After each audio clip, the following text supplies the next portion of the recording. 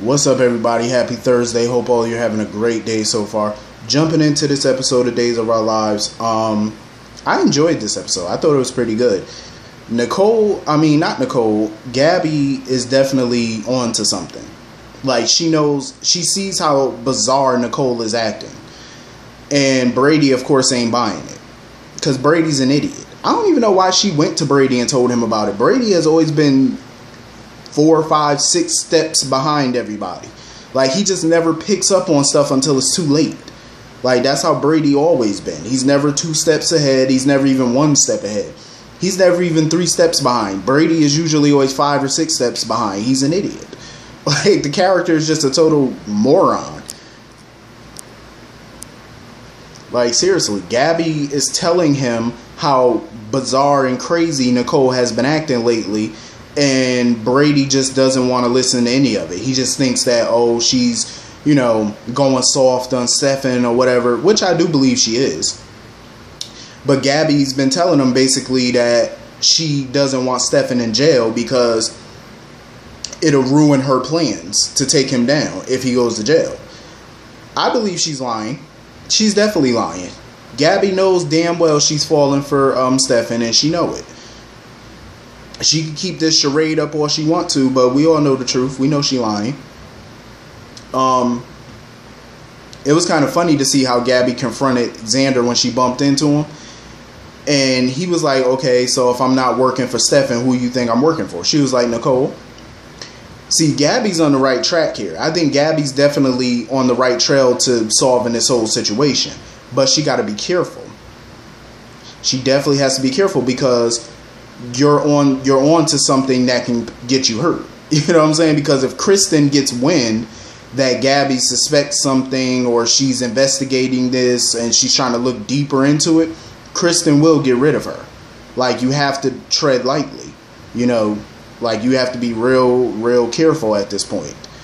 But because Gabby's not dumb, though. She's been noticing these things about Nicole. Like, she doesn't know, obviously, about Kristen and stuff being Nicole, but she's on the right track. She just has to be a little bit more careful about what she says and what she does next. Like, you have to be careful. You have to play this game very carefully because it can get you hurt, could get you killed because you're dealing with a deranged person. Speaking of deranged, Kristen never ceases to amaze me. Like, every time her back is up against the wall, she finds a way to get out of it. Like, Xander took her Nicole mask, so she had to put on that damn Lucha Libre mask. And that's even what sparked Gabby's, that's what made Gabby even more suspicious. Like, when she seen her in that Lucha Libre mask. But now she decided to pretend to be Susan again. So she went over to the Kiriakis mansion pretending to be Susan and claiming that she just came by to see how Will was doing and stuff. And when she bumped into Xander, she was trying to be all flirty with him. And then she told him that she had a gift. Mind you, when she was going in her purse, she was actually clutching that gun at first. Because she was probably going to think about shooting him right then and there. But she pulled out that Lucha mask, that Lucha Libre mask.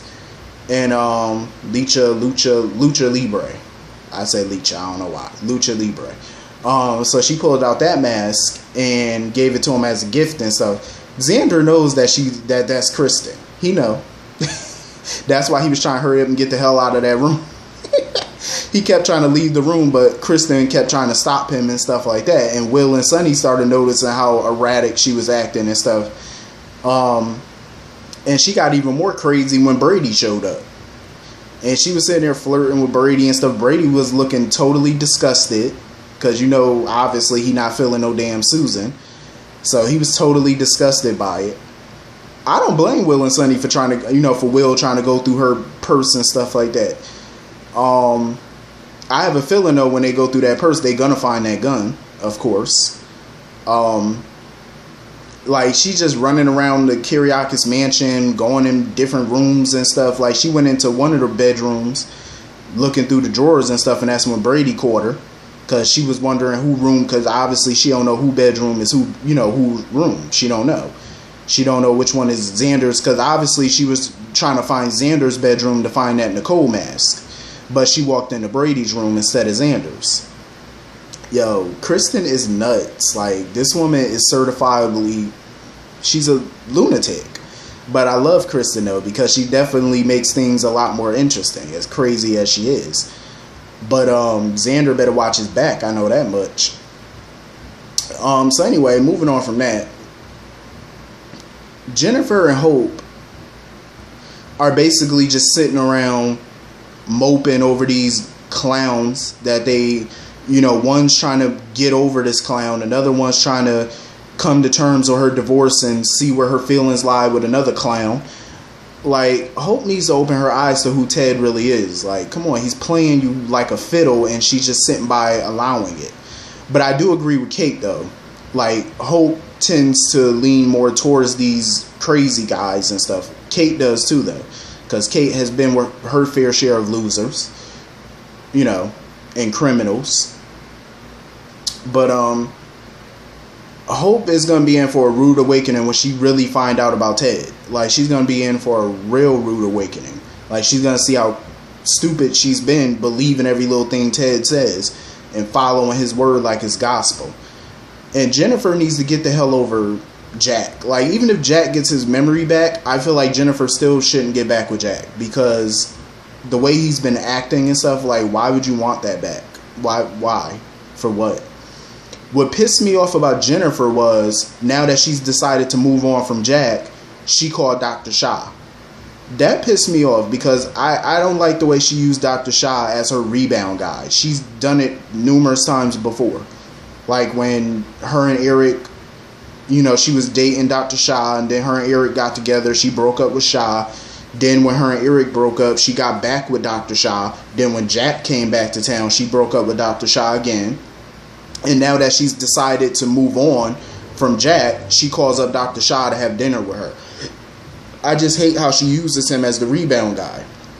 And I hate that Dr. Shah allows it. Like, if I was him, I would tell her I'm not interested, because I believe he genuinely liked Jen and he genuinely cared about her, but she just kept dumping him every time, you know, the guy that she really wanted came around sniffing around. That's when she dropped Dr. Shah, and I feel like it's not fair to him, you know, to keep dropping him and picking him up like he's not a coat that you can wear whenever you feel like it. You know what I mean? Like, he's a person, and it's not fair to keep playing those kind of games.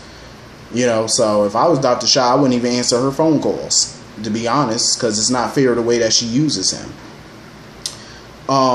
So anyway, Kate pretty much knows the tea about Ted, because she pretty much said, like, what if Hope finds out what kind of person Ted is? Kate could blow up his spot anytime she wants to. She could easily go to Hope and tell her all about Ted. But you could tell that Kate is, you know, kind of feeling Ted herself and stuff like that. God only knows why. Because Kate likes dangerous men, even though Ted ain't all that dangerous, but he's a, you know, a snake. That's the kind of men that she go for. That's more Kate style.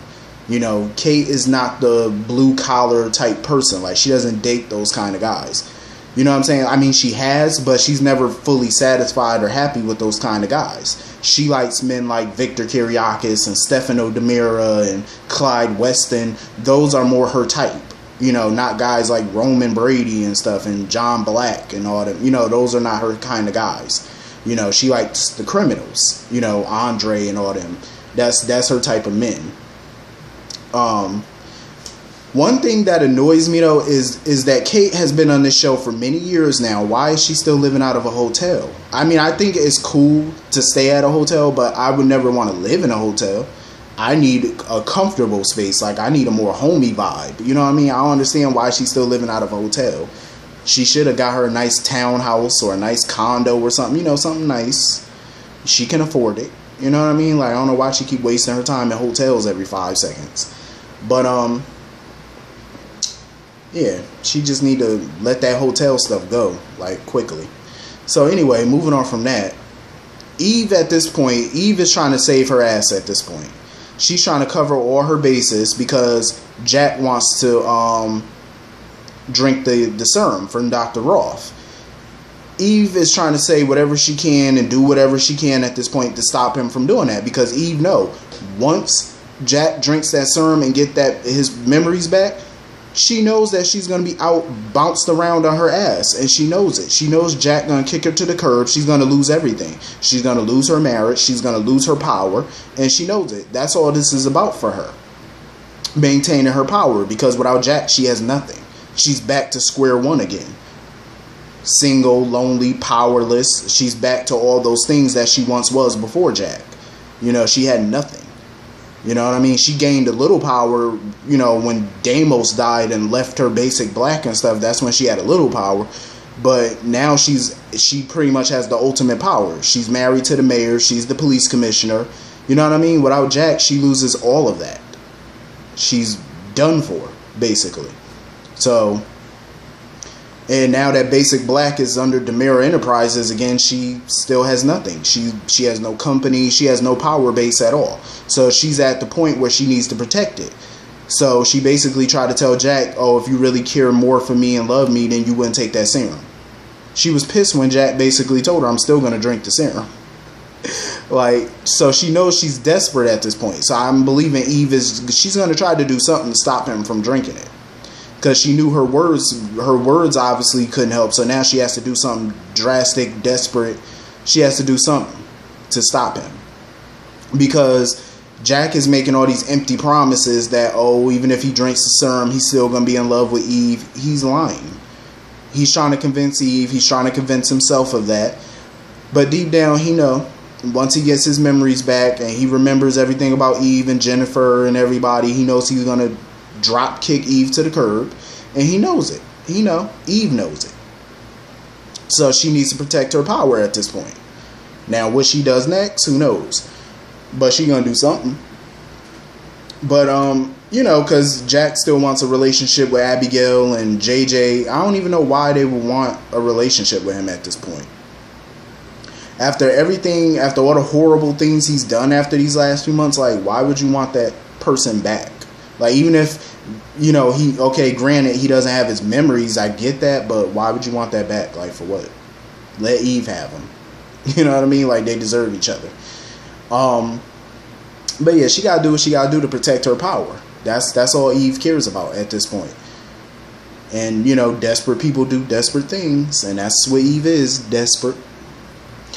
And you already know, if he wants a relationship with JJ and Abigail, one of those conditions is going to have to be that he gets, there's no way Abigail and JJ are going to want a relationship with Jack if he continues to be married to Eve. There's no way.